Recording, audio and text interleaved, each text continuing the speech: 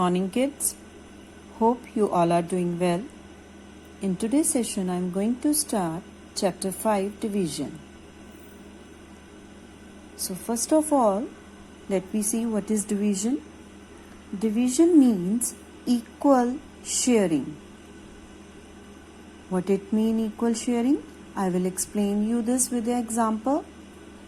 Let's suppose we have 168 sweets. We have to distribute these sweets equally among 9 students. So how can we come to know how many sweets will each student will get?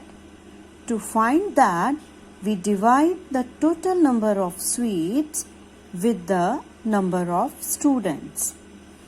So when we divide it, the answer what we get, that will be the number of sweets which each student will get.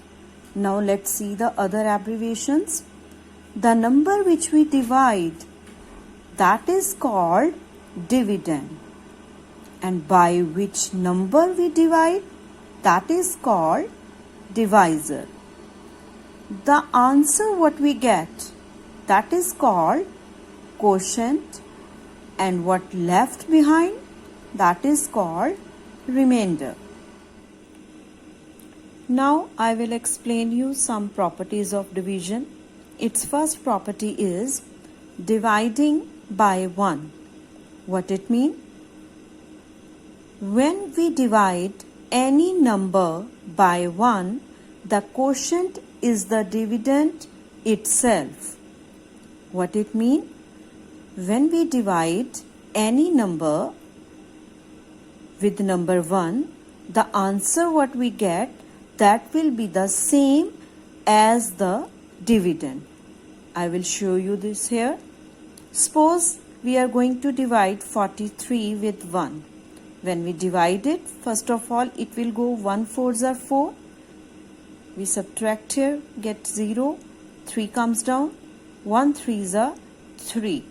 So see here, what we get as the answer, same as the dividend. So this property tells us when we divide any number by 1, the quotient is the same as the dividend.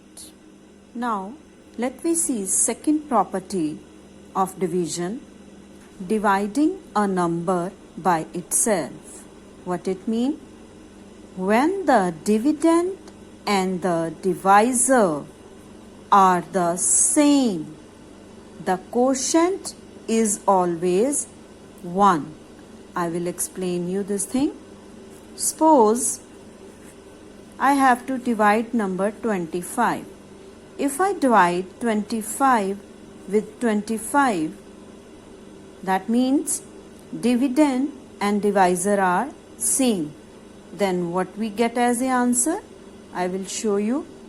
Suppose we divide 25 with 25. How it will go? 25 ones are 25. Now what we get here as the answer? 1.